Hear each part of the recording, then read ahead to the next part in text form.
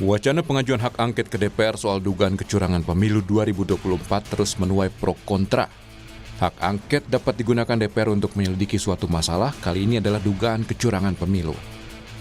Wakil Presiden ke-10 dan ke-12 RI, Yusuf Kala, adalah salah seorang yang setuju soal pengajuan hak angket DPR.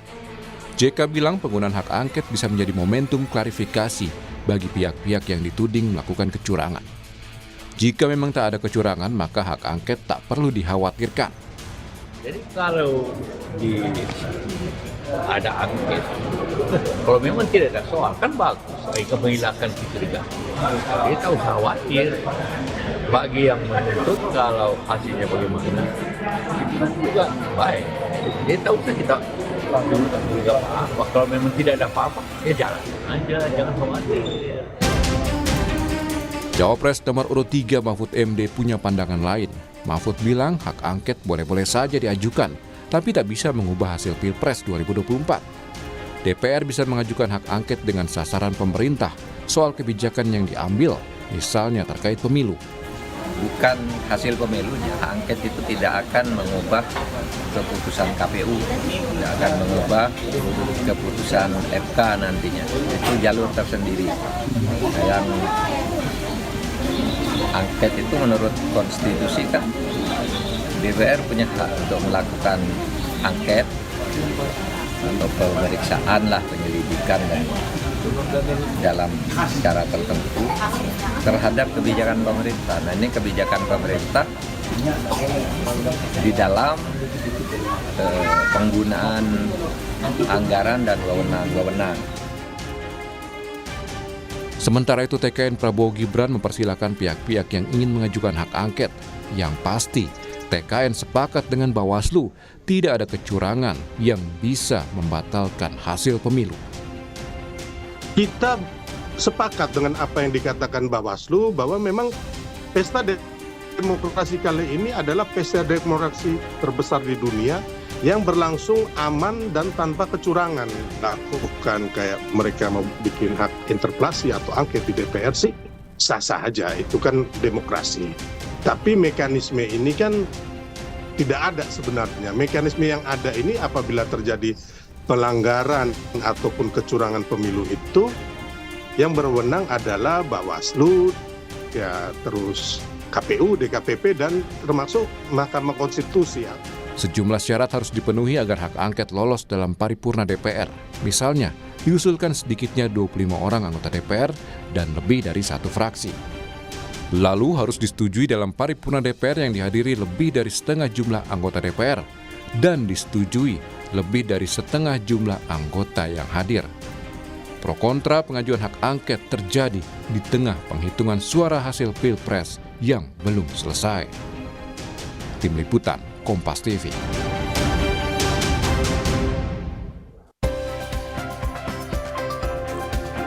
Jadi sebenarnya perlu atau tidak mengajukan hak angket untuk mengusut dugaan kecurangan pemilu, atau tepatkah hal ini diusut lewat hak angket DPR? Kita ulas bersama hari ini dengan juru bicara Timnas Anies Mohaimin. Sudah ada Bung Daniel Johan. Assalamualaikum Bung Daniel. Waalaikumsalam, selamat pagi semua, Mbak. Selamat pagi. Apa kabar? Kabar baik ya? Baik, tapi macet kan tadi ya. Macet. Kemudian ada juru bicara TKN Prabowo Gibran, ada Pak Wihadi Wianto. Selamat pagi, Assalamualaikum Pak Wihadi. Selamat pagi, Assalamualaikum. Waalaikumsalam. Ada juga juru bicara dari TPN Ganjar Mahfud, ada Mas Ciko Hakim. Mas Ciko. Pagi Adisti, pagi semua. Assalamualaikum. Waalaikumsalam. Dan juga yang terakhir ada dosen hukum tata negara dari Universitas Andalas, ada Mas Ferry Amsari. Mas Ferry, Assalamualaikum, selamat pagi. Waalaikumsalam, selamat pagi semua senior-senior. Ya, ini masih bergulir ya, hak angket ini usulannya masih belum belum jelas apakah betul-betul akan benar-benar diusulkan oleh partai politik di parlemen. Saya ke Bung Daniel dulu. Bung Daniel, ini kan kalau kita lihat ya, Pak JK ini mendorong hak angket, tapi kemudian kita mendengar juga Pak Mahfud ini tampaknya kemudian menyiratkan itu kurang tepat. Menurut Anda seperti apa kalau dari koalisi 01 sendiri, Bung Daniel? Ya, kalau kami dari koalisi 01 kan sudah sempat berkumpul ya para sekjen untuk merespon, awalnya itu kan merespon usulan dari pasangan 03 sekaligus merespon dari sahabat-sahabat dari PDIP. Nah, tentu responnya yang sebagaimana sudah disampaikan, kami koalisi 01 itu tentu menyambut baik dan akan ikut mendukung ya usulan untuk pelaksanaan hak angket ini. Nah, jadi tinggal selain desakan suara-suara dari masyarakat juga semakin kuat, dan saya rasa hak angket ini selain memang hak konstitusional yang tidak normal saja sebenarnya pada saat dilaksanakan, tetapi nanti kita lihat kita lagi menunggu kepemimpinan dari PDIP sebagai fraksi terbesar nanti ya. Nah, kita lihat nanti reses kan berakhir, kita mungkin masuk tanggal 5 Maret. Kita lihat bagaimana proses bergulirnya nanti. Tetapi dari koalisi 01 sudah siap menyatakan untuk bersama-sama dan ikut memberikan dorongan dukungan nanti. Ikut bersama-sama memberikan dorongan dan juga dukungan. Sudah adakah kemudian arahan dari masing-masing ketua umum dari Partai Nasdem, Pak Surya Paloh, dari PKB, kemudian dari PKS untuk mengarahkan oke, kita hak angket? Arahannya adalah kita akan mendukung, sehingga kita menunggu kepemimpinan PDIP ini nanti sebagai fraksi terbesar dan memang yang awal mengusulkan. Gitu. Jadi kita tidak men-fait accompli-nya PDIP nanti. Oke, jadi ibaratnya ikut gerbungan PDIP begitu lah ya soal hak angket ini. Mas Ciko gimana nih dari PDI Perjuangan sendiri? Mas Ciko? Oke, sayang sekali sinyal dari Mas Ciko agak sedikit bermasalah. Mas Ciko, selamat pagi Mas Ciko. Udah. Oke, siap. Mas Ciko, ini kan kalau tadi Bung Daniel bilang kita ikut saja, kita ikut saja dengan PDI Perjuangan. Iya, Mas Ciko. Betul. Ya gimana? Ulangi tolong. Makasih. Oke, tadi Bung Daniel bilang kita sebenarnya sudah mendukung saja, tinggal ikut dari PDI Perjuangan. Nah, kalau dari PDI Perjuangan sendiri, bagaimana? Sudah adakah dari arahan Bu Ketua Umum untuk oke, kita hak angket?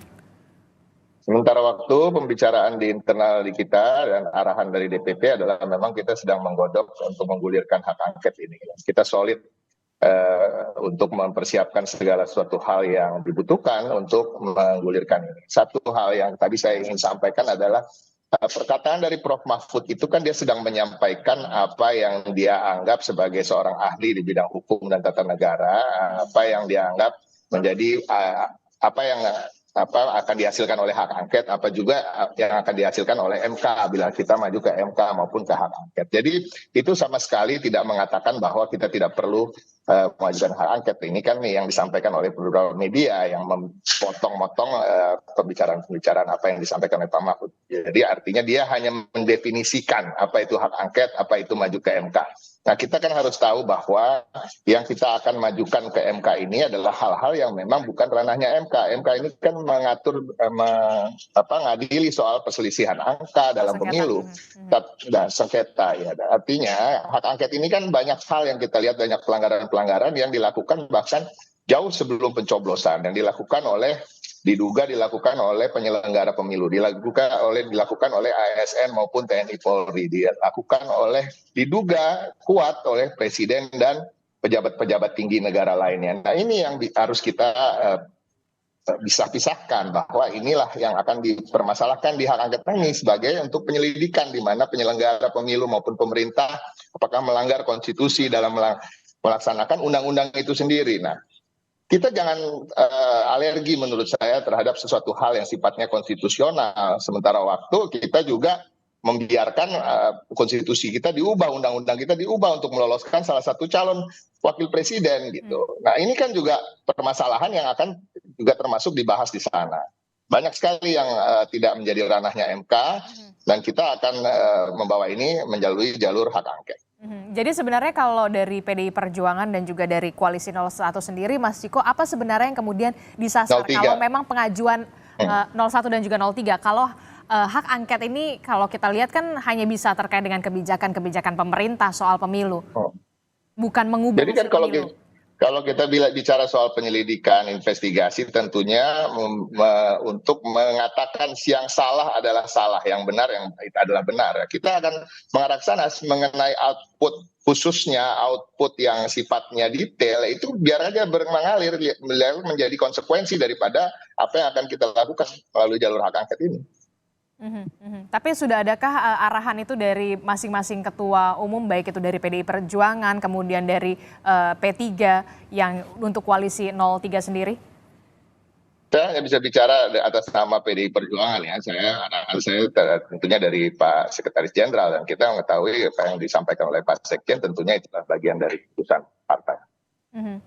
Oke. Kalau Bung Daniel mengatakan kalau kubu 01 ini menunggu bisa dikatakan menunggu arahan dari PDI Perjuangan sebagai pemenang parlemen begitu. Nah, kalau Pak Wihadi gimana?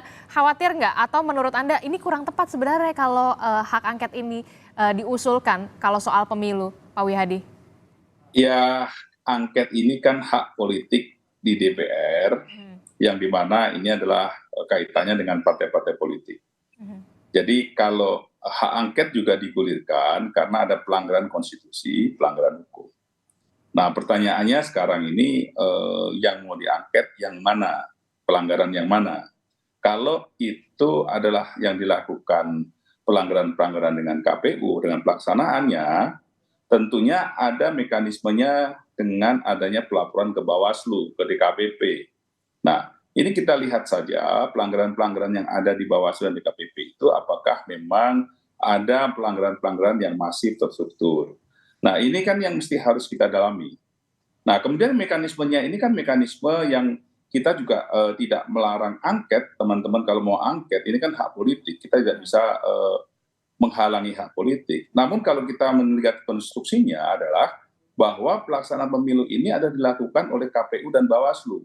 Dan KPU dan Bawaslu itu bertanggung jawab kepada DPR. Tapi menurut Anda perlu atau tidak pengusulan hak angket ini? Saya kira mesti harus lihat dulu yang diangket itu yang di mananya gitu. Jadi jangan melebar kemana-mana, kemudian ini menuju kepada masalah bansos, menuju kemana. Kalau mau diangket bansosnya, ya kita lihat aja mau diangket bansos silakan. Itu kan yang tanda tangan juga itu kan DPR dan pemerintah. Dan yang tanda tangan bansos itu siapa, gitu kan? Kita lihat saja ketua DPR-nya siapa. Berarti kan anggaran itunya juga sudah ada, ya kan? Nah, jadi saya kira di sini kita harus melihat dulu yang mau diangket itu yang mana. Jadi jangan kita ini melakukan angket sendiri kan itu digulirkan bukan oleh ketua partai politik, tetapi oleh capres yang karena sudah merasa kalah jadi ngomong angket. Nah, itulah disambut oleh bergulir gitu kan. Tapi angketnya angket yang mana ini gitu kan? Yang diangket yang di mana? Ya, ini saya kira mesti harus jelas dulu. Kita sebagai anggota DPR kita juga mesti harus melihat bahwa hak mana yang diangket. Kalau kita bicara MK yudikatif tidak bisa kita tarik kepada hak angket di DPR. Ya, ini kalau Bawaslu sendiri tidak di bawah presiden, tapi Bawaslu itu adalah di bawah DPR, tanggung jawabannya kepada DPR. Nah, ini kita harus lihat dulu, masyarakat jadi biar tahu dulu. Jadi apa yang dikatakan oleh Prof. Mahfud, hasil pemilu tidak dipengaruhi oleh hasil angket, itu memang betul karena memang ini jalurnya berbeda. Jadi jalur yang ada itu adalah jalur KPU yang dimana adalah undang-undang pemilu. Okay. Nah, kalau kita mau mengangket KPU-nya ini apakah kaitannya dengan pemerintah? Karena KPU ini kan dalam undang-undang dasar itu kan sudah jelas bahwa KPU itu adalah kanal tersendiri dalam kepemiluan, bukan masalah daripada legislatif. Nah, ini mesti harus didudukkan permasalahannya angketnya itu angket di mana yang kita mesti harus angket. Oke, baik. Respon Anda, Mas Ciko?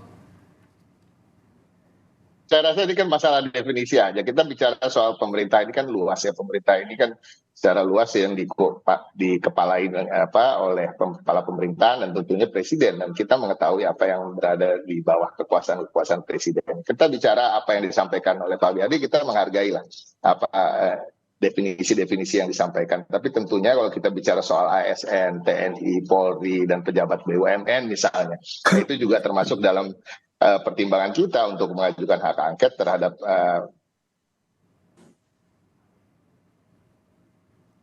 Mas Ciko? keterlibatan mereka di pemilu. Mas Ciko, kami tidak bisa mendengar suara Anda dengan jelas, Mas Ciko. Mohon maaf. Ingin sedang memformulir dalam apakah bisa sekarang? Mas Ciko? Nggak dengar ya? Oke, Nggak silakan kedengaran, ya. untuk diulangi kembali, Mas Ciko. Tadi sempat terkendala sinyal. Iya. Jadi pada prinsipnya kan banyak dugaan-dugaan keterlibatan yang melibatkan pemerintah juga, ASN, TNI, Polri, ya kan, Presiden bahkan, ya kan, apakah dia terlibat dalam mengkondisikan lulusnya putusan MK.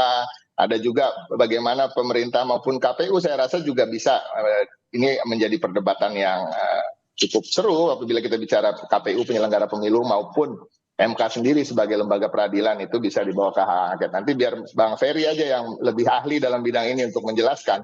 Tapi pada prinsipnya semua hal sedang kita pertimbangkan, semua sedang kita formulasikan, semua sedang kita lihat detail-detailnya, mana-mana yang akan kita bawa ke hak angket dan simultan dengan apa yang akan kita tetap bawa melalui Bawaslu dan MK. Tetapi kan kita juga sadar bahwa Bawaslu sendiri tidak secara normal dalam pemilu ini banyak hal yang terjadi yang tidak yang jelas-jelas pelanggaran tapi tidak dianggap pelanggaran. Jadi kan agak sulit kalau kita mau membawa itu ke MK, sedangkan MK selalu menanyakan apakah sudah dibawa ke Bawaslu atau belum. Saya akan berikan satu contoh aja tentang pembagian susu di Car Free Day. Pembagian susu ini kan bagian dari kampanye karena kampanyenya adalah makan gratis dan susu gratis. Nah, itu seharusnya melanggar oleh Bawaslu dikatakan, tapi tidak dikatakan begitu. Dan satu lagi ada pelanggaran tentang peraturan gubernur karena dilakukan waktu Car Free Day, tapi juga tidak ditindak oleh PJ Gubernur Heru. Nah, ini juga akan menjadi masalah dan kita bawa ke hak angket. Bagaimana soal penunjukan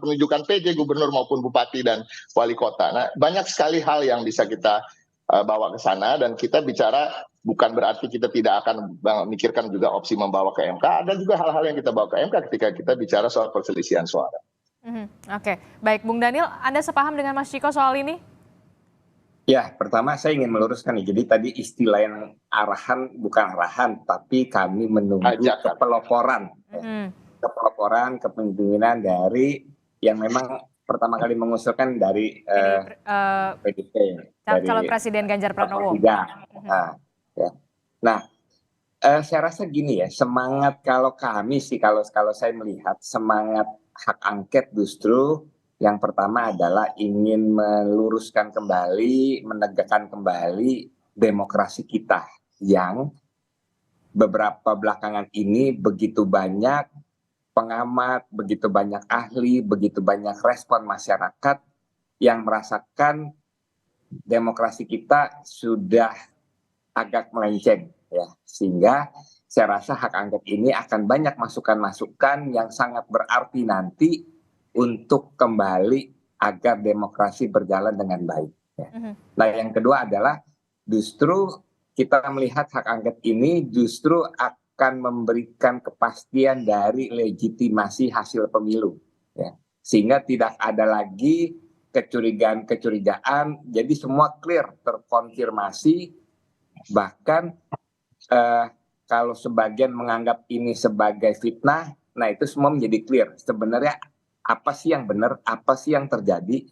Nah, dan juga memberikan kanal bagi masyarakat yang saat ini semakin tidak puas, semakin kritis, sehingga semua bisa terbuka dengan baik. Nah, ketiga, di tengah semakin pesimis dan tidak percayanya masyarakat ya terhadap mekanisme formal, baik di Bawaslu, baik di MK, dan meskipun ini dua hal proses yang berbeda, tetapi kita meyakini nanti MK juga tidak akan mengabaikan fakta-fakta yang muncul pada saat angket. Dan itu menjadi bagian yang akan semakin memperkuat keputusan-keputusan sesuai dengan keadilan, sesuai dengan kebenaran. Oke, baik, kita tanyakan dulu sama pakarnya ya, Mas Ferry. Mas Ferry, tepatkah pengajuan hak angket ini sebenarnya, Mas Ferry, dari kacamata Anda? Ya, tepat tentu saja karena ini semua hak DPR secara konstitusional diatur di pasal 20A ayat 2. Jadi sebagai hak tentu yang punya hak yang berhak melaksanakannya yaitu DPR. Nah, di dalam Undang-Undang MD3 juga diatur ya mekanisme pengusulan hak angket.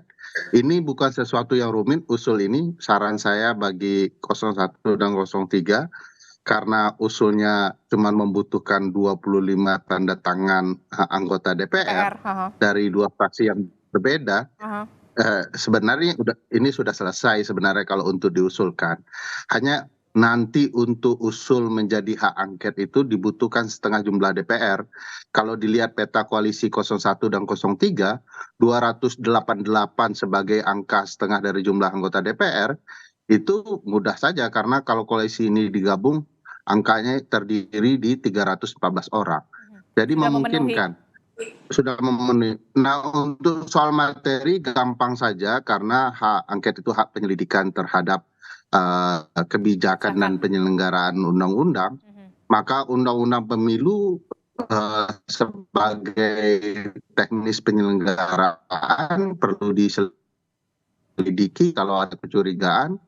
Bahkan kalau diperhatikan itu terkait dengan undang-undang bantuan sosial dan lain-lain, itu juga bisa diselidiki oleh yang mengusulkan hak angket. Nah, menurut saya yang penting adalah mempersiapkan materi apa yang mau diangket, diselidiki begitu ya. Dan kita tahu semua banyak sekali kejanggalan di dalam proses penyelenggaraan pemilu yang tentu saja boleh. Bahkan memanggil penyelenggara juga boleh. Walaupun yang diangket itu presiden sebagai eksekutif tertinggi, boleh semua dipanggil. Bahkan kalau kemudian tidak memenuhi panggilan DPR bisa dipanggil paksa. Jadi sebenarnya hak angket, usul hak angket adalah sesuatu yang mudah. Sebenarnya dilarang juga Bang Daniel, Bang Ciko lama-lama berdebatnya dengan teman-teman yang lain. Karena ini waktu Ramadan mau datang nih, kalau hak angketnya belum dimasukkan, masuk Lebaran yang saya khawatirkan terjadi memaafkan. Nah ini lain lagi kisahnya ini. Jadi perlu segera ya untuk hak angket karena itu hanya proses yang mudah dan biasa saja. Dan kita ketahui ya yang fatal itu dari Pak Presiden adalah mengaku cawe-cawe dan menggunakan data intelijen untuk mengetahui dapurnya partai politik. Saya ingatkan kasus Presiden Nixon itu adalah soal cawe-cawe terhadap calon presiden di partai yang lain. Dan kasus Watergate itu mengindikasikan presiden menggunakan intelijen untuk memenangkan pertarungan pemilu. Dan di titik ini akhirnya Richard Nixon terpaksa mundur sebelum dijatuhi impeachment. Oke, Mas Ferry, ini kalau betul begitu ya, kemudian 01 dan juga 03 akan menggulirkan atau mengusulkan hak angket ini, goalsnya akan semacam apa? Karena kalau tidak salah tidak bisa mengubah hasil pemilu, Mas Ferry. Ya, pertama tanpa 01 dan 03 bergabung dulu untuk usul hanya butuh 25 tanda tangan dari dua fraksi yang berbeda. Betul. Kalau 01 gerak sendiri bisa, 03 bergerak sendiri bisa. Nah, apa targetnya ini yang kemudian yang saya juga perlu pertanyakan, untuk apa hak angket dipastikan targetnya terlebih dahulu? Karena yang pasti ujungnya pasti hak menyatakan pendapat, lalu dilanjutkan ke MK untuk mengimpeach presiden, menggugat presiden, bukan memakzulkan ya, memakzulkan nanti lagi di MPR. Nah, kalau di hak angket saja sudah terbuka karena ini penyelidikan, fakta-fakta bagaimana proses penyelenggaraan pemilu yang buruk itu dilakukan, saya yakin kita akan bicara sesuatu di Mahkamah Konstitusi terkait hasil gitu ya. Jadi misalnya nanti hak angket menemukan penyelenggara sudah disetting ya, tanpa bansos tidak akan mungkin terpilih, tanpa ada penekanan terhadap PJ gubernur dan kepala daerah tidak mungkin dimenangkan pertarungan pemilu, tanpa kemudian dipaksanya kepala desa tidak mungkin, maka tentu akan berkaitan dengan apa yang terjadi di Mahkamah Konstitusi soal hasil. Tempatnya berbeda, tapi ini berkaitan. Objeknya mungkin bisa berbeda, tetapi ini berkaitan. Jadi menurut saya tergantung hasil hak angket, baru dibicarakan apa sasarannya ke depan, apa yang ditemukan dalam proses penyelidikan itu. Oke. Kalau kita lihat ini sudah di-spill sebenarnya sama Mas Ferry ya, Mas Ciko, Bung Daniel ya. Nah, bagaimana kemudian tanggapan atau respon dari kubu 02, Pak Wihadi? Khawatirkah Anda dari kubu 02 ini ke depannya? Apakah memang kan kita lihat bisa jadi adu kuat nih di parlemen? Jangan dijawab dulu Pak Wihadi, tetaplah bersama kami di Sapa Indonesia Pagi. Usai jeda.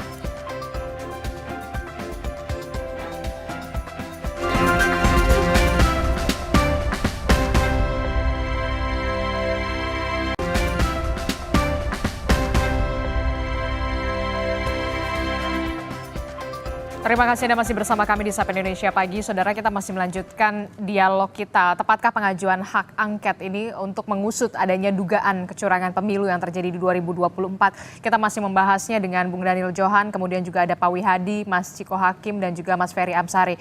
Saya ke Pak Wihadi dulu. Pak Wihadi, ini kan kalau kita mendengar tadi ya, Mas Ferry bilang sebenarnya syaratnya sudah terpenuhi untuk menggulirkan hak angket dan segala macamnya. Begitu Pak Wihadi. Bisa jadi nanti akan adu kuat nih di parlemen. Khawatir nggak sih sebenarnya kubu 02 ini?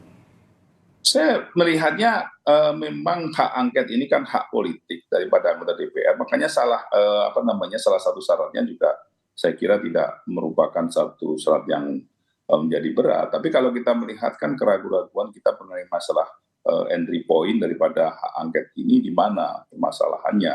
Jadi kalau bagi kami di kubu kami kan siap memang mengatakan bahwa kami menolak karena kita melihat bahwa yang dikatakan hak angket ini kan hak angket yang diangketnya ini kan harus ada pelanggaran yang jelas di sini. Tapi kalau yang disampaikan oleh Bang Ferry tadi mengenai masalah permasalahan pelanggaran itu semuanya terlihat bahwa seakan-akan mendengar tetapi tidak terlihat juga permasalahan itu dan kita tidak melihat bahwa ada kecurangan itu laporan kecurangan itu. Kalau laporan kecurangan kita banyak melaporkan kecurangan dilakukan oleh pasangan 03 ya kan, baik itu PC-nya yang kemudian jelas-jelas melakukan kampanye itu juga jelas-jelas. Dan apakah itu dikendalikan oleh presiden? Kan tidak juga, kita melihat bahwa itu kan permasalahan yang memang sudah jelas di lapangan. Tetapi kemudian kalau kita bicara mengenai masalah presiden cawe-cawe, presiden politik kampanye, kita melihat undang-undang pemilu bahwa presiden itu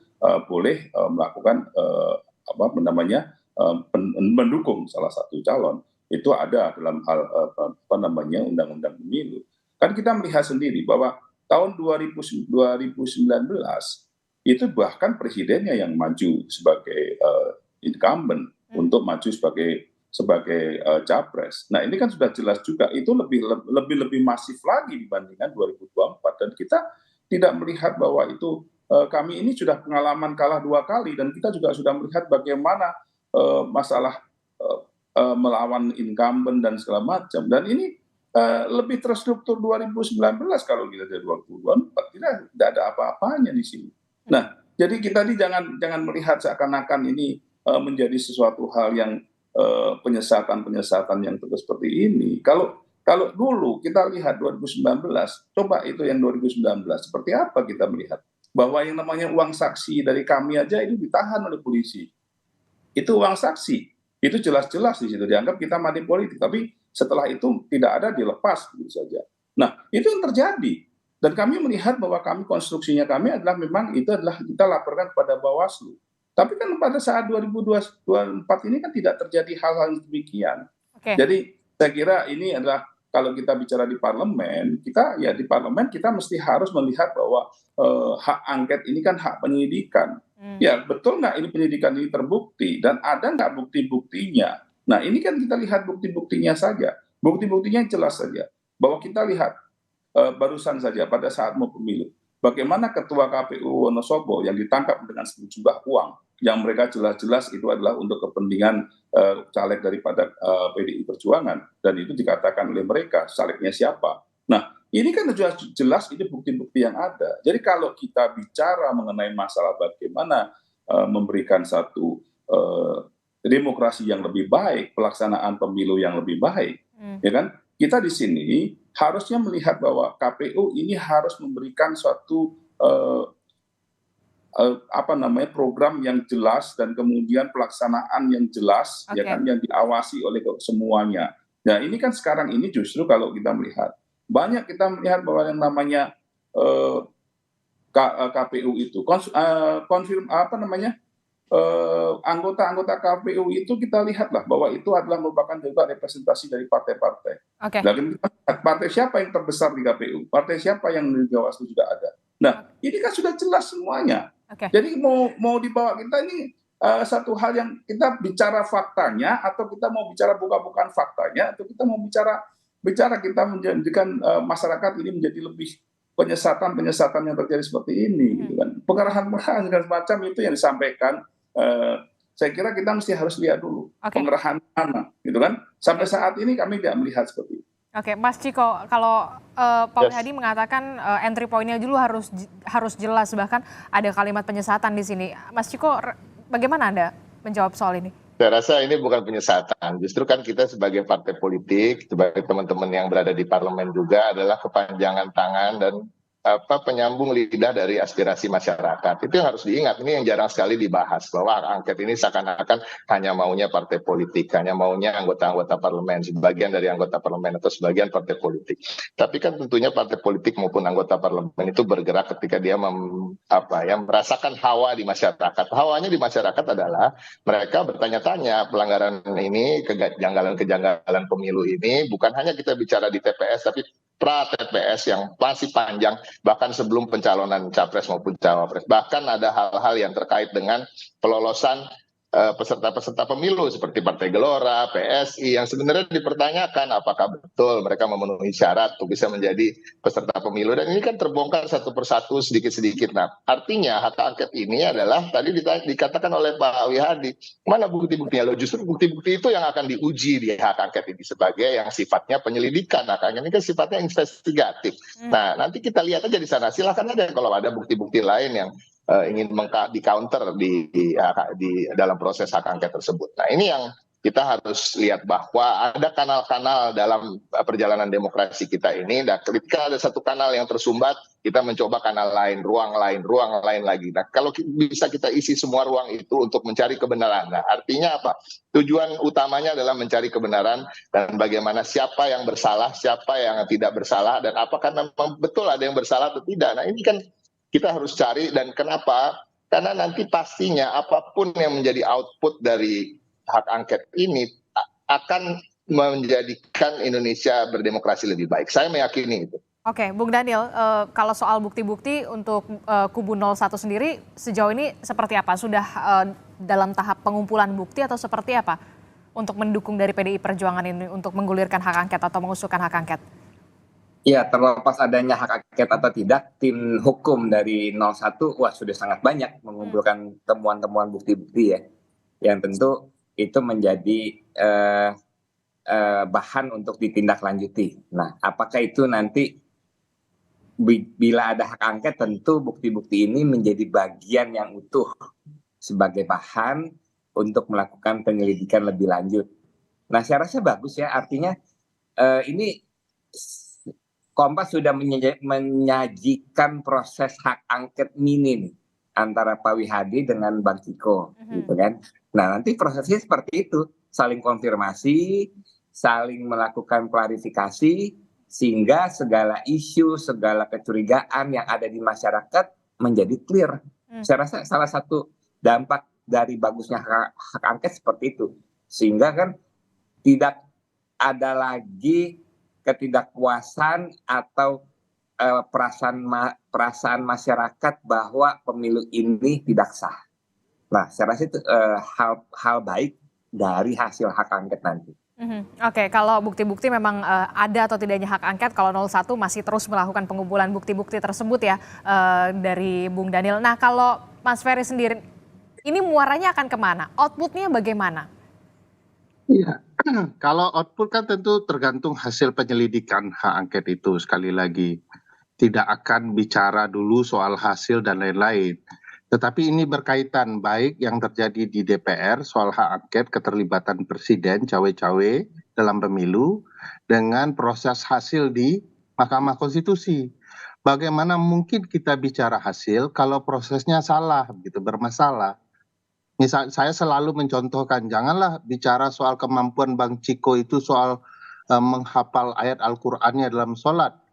Tapi kalau dia tidak wudhu, nggak ada gunanya itu hafalannya sebanyak-banyak apapun. Tadi proses sangat menentukan hasil. Nah, saya mau mengatakan begini, itu gampang melihat keterlibatan presiden, terutama soal penyelenggara. Tadi disentuh oleh Pak Hadi ya. Walaupun DPR punya 9 partai yang menentukan siapa menjadi penyelenggara, jangan lupa untuk sampai ke DPR, presidenlah yang menentukan siapa yang duduk dari penyelenggara pemilu itu dalam proses seleksi di DPR. Jadi presiden sangat menentukan siapa penyelenggara ke depan. Itu sebabnya kita menegasikan ada potensi penyelenggara sudah diatur oleh presiden jauh hari. Nah, untuk soal hasil juga sudah dijelaskan bahwa hasil ini sudah diprediksi jauh hari, bahkan ditentukan, bahkan sudah diumumkan sebelum proses hasil oleh salah satu pasangan calon tertentu. Nah, ini saja yang harus dibuktikan di DPR nanti melalui hak angket. Sekarang publik kan ribut nih, misalnya soal input data. Apakah input data itu yang salah-salah dan kacau itu melibatkan penyelenggara dan ditentukan melalui intervensi kekuasaan eksekutif? Mari lihat di angket. Jangan-jangan nanti akan terbukti berlahan-lahan ya siapa saja yang terlibat dan bagaimana kecurangan dilakukan. Nantilah baru kita setelah itu bicara soal bagaimana dengan hasil PHPU, Pilpres dan lain-lain itu kalau diketahui siapa dalangnya dan bagaimana dalangnya itu bekerja. Tapi kalau kemudian ini bergulirnya kan tidak dalam waktu singkat ya. Kalau memang hak angket ini benar-benar akan terwujud begitu, Pak Ferry, Mas Ferry. Bagaimana Anda melihat ini? Apakah bisa atau tidak sebenarnya? Bisa bagaimana Mbak? Bisa Maksudnya bisa menyelesaikan ini untuk pemilu 2024 sebelum nanti akan ada pelantikan atau bagaimana? Saya pikir teman-teman DPR tidak berangkat dari ruang kosong ya. Saya sendiri dan teman-teman di peta kecurangan pemilu itu sudah menemukan 16 provinsi menggelembungkan suara misalnya. Ada keterlibatan penjabat gubernur atas perintah orang-orang tertentu. Ada keterlibatan kepala desa ya, atas perintah komandannya. Jadi coba bayangkan satuan pemerintah terendah kepala desa dan ada satuan pemerintah tertinggi yaitu presiden. Dan ini kan punya rangkaian struktural yang sangat penting dalam penentuan kebijakan. Apakah itu perintah dari satuan yang tertinggi atau tidak, itu yang perlu digali di DPR. Kalaulah ini sudah dipersiapkan sedari awal berbagai kecurangan ini, saya yakin tidak akan lama. Kan ini bicara soal kesepakatan pihak-pihak yang ada di DPR. Bisa berapa lama paling cepat? Ya. Kalau saya memprediksi ya, mestinya sebelum sidang di Mahkamah Konstitusi selesai. Mahkamah Konstitusi akan bekerja, jadi membuka pendaftaran permohonan itu tanggal 23 bulan ini, gitu ya, bulan besok. Nah, setelah itu akan ada waktu 14 hari kerja, sekitar sebulan, begitu ya. Nah, mestinya sebelum itu hak angket sudah menentukan apa yang terjadi dalam proses penyelenggaraan pemilu, apakah presiden terlibat, atau ada unsur-unsur eksekutif lain yang terlibat. Karena tidak harus selalu presiden ya, bisa saja di bawah presiden selagi dia eksekutif yang salah dalam menyelenggarakan peraturan perundang-undangan, itu bisa direkomendasikan oleh DPR untuk diberhentikan. Bahkan kalau presiden terlibat, nanti akan ada hak menyatakan pendapat. Nah, hak menyatakan pendapat ini baru agak lebih dramatis ya, karena akan sangat bergantung dengan anggota DPR di luar kubu koalisi gitu ya. Nah, ini bagaimana ini, saya malam tidak perlu memikirkan sepanjang di hak angket nanti terbongkar ya berbagai motif dan pelaku kecurangan, itu akan sudah bisa digunakan sebagai alat bukti di Mahkamah Konstitusi. Jadi dengan kata lain, Mas Ferry ingin mengatakan kepada Mas Ciko dan juga Bung Daniel harus tancap gas, begitu? Iya, oke gas lah. Oke, baik. Kita akan tunggu bagaimana kubu dari 01 dan juga 03 ini untuk tancap gas kalau misalkan Pak Wihadi ya, sudah oke gas lah ya kalau itu ya. Baik, terima kasih Mas Ferry Amsari dan juga ada Pak Wihadi, kemudian ada Mas Ciko, ada Bung Daniel Johan. Terima kasih untuk waktunya hari ini berdiskusi di Sapa Indonesia pagi hari ini. Sehat selalu Bapak-Bapak. Assalamualaikum, selamat pagi.